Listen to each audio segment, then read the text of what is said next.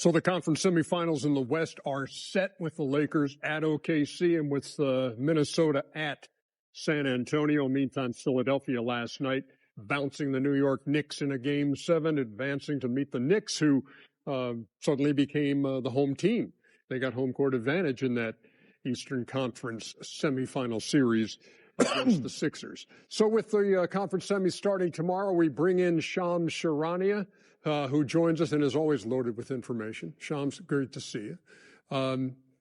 So tell me about the Lakers. Tell me about Luka. Tell me if he's going to be available against OKC, where you cannot afford to be shorthanded. Ernie, I'm told right now Luka Dončić will be out to start the series against the Oklahoma City Thunder. The Lakers are evaluating Dončić on a week-to-week basis with that grade 2 hamstring strain. So he's missed about a month right now. One source told me in the last few days it's still a slow path on Dončić's recovery. He's doing more and more on the court, but right now still not full-fledged running or full contact workouts. Okay, how about Anthony Edwards' situation? Again, Minnesota, again, needing all hands on deck against San Antonio. What's Ant's situation?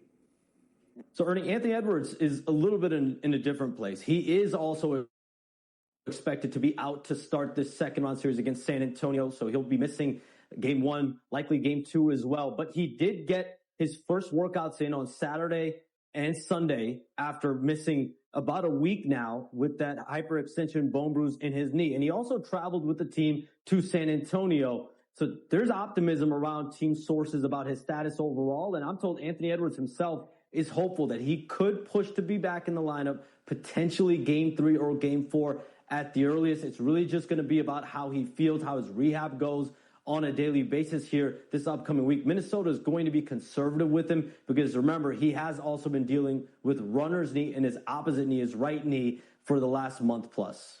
As the team Minnesota knocked out the Denver Nuggets, what's the fallout from that series?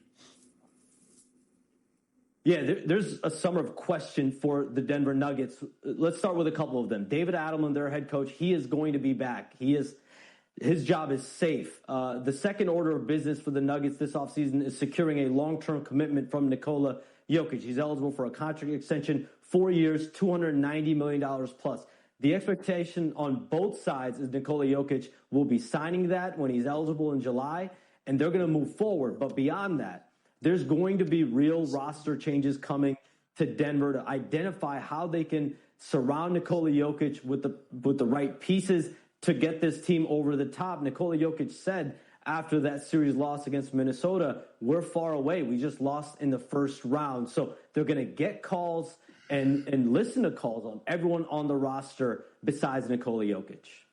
Shams Charania, as always, great stuff. Appreciate the time, man. Thanks. We will take a break. You have a quizzical look on your face. I need a break when I heard 4 years, $300 million. 72 million a year. That's a good job if you can find it. Yeah. Magic and Pistons, bottom of the hour. Back with more in a second. 70 million. 72.5. Dang. So will this be deja vu today? Back in 2003, Detroit was the #1 seed. They fell behind number 8 Orlando 3-1 and then came back in Game 7 to win 108-93. Chauncey Billups had 37 and Rip had 22 in that win as Detroit advanced over Tracy McGrady and the Magic. So number 8 seeds to beat #1 seeds. Couple of times in best of 5, including that shout out memorable to Dikembe Mutombo shot. Great Dikembe Mutombo. Rest in peace. And then the last time was 23, the Heat and the Bucks. Another coincidence on that Detroit-Orlando thing. Chauncey Billups in Games 6 and 7 had 77 points. Damn. Cade Cunningham in Games 5 and 6 has scored 77 points. Mr. Big Shot. The new Mr. Big Shot. Yeah. In Game 6, 19 of Cade Cunningham's 32 points came in the fourth quarter. 19 is what Orlando scored in the second half of that game. Hey. Game 7, shortly here on ABC. We welcome you back. Orlando, or whoever Charles picks, I'm picking the opposite way. I'm picking the Magic all day. The Magic, by the way, lowest scoring. How much you want to put on it, Alex? Orlando, lowest scoring team in the playoffs, worst shooting percentage, worst free throw percentage. Yet here they are, Game 7, one game away. Can they beat Detroit today? Orlando Magic, that's all I got. Or you've been giving it all away. Yep. Or you're down to that. Yep, I just came back from Hollywood money. You got the Magic bouncing back from that dreadful Game 6. Who you got? Detroit Pistons, Game 7 at home. It's going to be too tough to beat them there. Yeah, 4-0 all time in Game 7s in there, Jim. Okay, Alex. I love you, T-Mac. There you go. Time to take you to Detroit. Game 7, number 157 in NBA history. Magic and Pistons. Mike Breen, Richard Jefferson, Tim Legler, and Lisa Salters got you covered. For Tobias Harris, this is Game 7, number 4 in his career. He's 0-3, but he's doing his best to change all that. 17-point second quarter, mind you. And we head to the second half with Detroit up double digits, 60-49. NBA halftime presented by Kia. Ernie Johnson got Shaq, got Kenny, got Chuck. And look, this was a game Orlando. Look, I was impressed because of what happened in Game 6. They came out and they competed like crazy. And they had the one lead. guy did. Well, the team was up 43-40. Because of one guy. Bankero was going crazy. He was going crazy. This game threatening to get away from him in the late stages thanks to Tobias Harris. Well, you got to give, first of all, Tobias played great the entire series. Cade, we talk a lot about Cade because he's been fantastic, but Tobias Harris has played great. And when Orlando loses this game, they lost in the last 2 or 3 minutes. Tobias has been fantastic. Ernie, one of the problems with both of these teams, they play too slow. They put you, and they don't have enough good players that go one-on-one. You look at Cade can go one-on-one, Paolo can go one-on-one, but the rest of the players, Tobias can get his shot because he's so big. But I think both of these teams would benefit if they played at a much faster pace. But when the Pistons, they won this game in the last 2-3 minutes of the first half. Won the game or winning? Won the game. Oh, wow. Halftime highlights presented by Kia. We take a look at the guys who have carried their respective sides in this series so far. Cade Cunningham with 15. Paolo Banchero, to Chuck's point, with 23. Jeez. In the first Feel free to half. help, guys. Y'all getting a check, too. And you talked about Paolo Banchero in the pregame show and what he needed to do and how Orlando needed to come out in this game. In response to Chuck, it should be easy for the Orlando Magic right now because they're saying, okay, Paolo, we see you. Listen, Paolo came out and listen, as a superstar, he's saying, what I hope he would say, hey, I'm coming to do the work today. So now the question for the other Orlando Magic players, who's going to help them? Tobias has 19, Cade has 15, and, Paolo has 23, and the next highest guy has 6 points. So who's going to step up? But this guy came out like a superstar is supposed to do.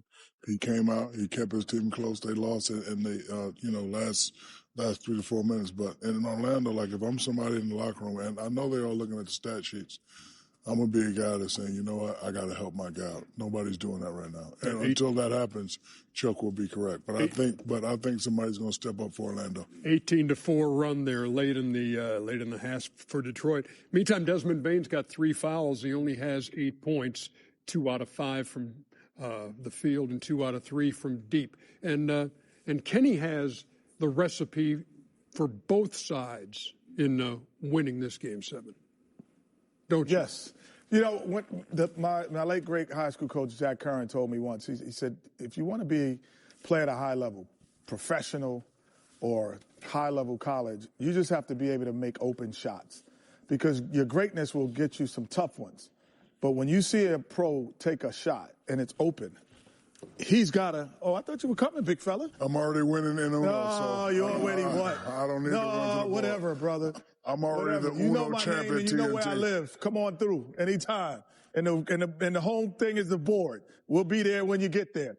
But so right here, as Bane drives in, these shots here, when you penetrate and pitch and you have a wide open shot here, these shots have to go down. If you freeze it here, this is space and opportunity. You have to knock down these shots. Early in the game, Banchero came out, knocked down the 3, and it set the tone. So if you're the Orlando Magic, you're saying, if we hit tough, open shots, We don't have to make tough ones. We just have to hit the open ones. Space and opportunity, I got to knock down. Down the end of the game in last game 6, those didn't go down. Same thing with Detroit, because they don't score on a high clip. So when you get these open space and opportunity, you have to knock these down. This is what makes a pro, is the fact that there's no doubt in your mind that this shot is going in. And if you have any doubt, like we had in game 6, when you went 1 for 27, or you don't shoot the ball like Detroit, that's when you're in trouble. Pros make open shots. Banchero 23, the rest of the Magic 26 in that first half. They're down by 11 to Detroit in game 7 of this Eastern Conference first rounder. What you got? I'm practicing my Uno slap. Anybody here in the studio challenge me to Uno, you're going down. Where'd that come from? Oh, you got to be in the back. Right?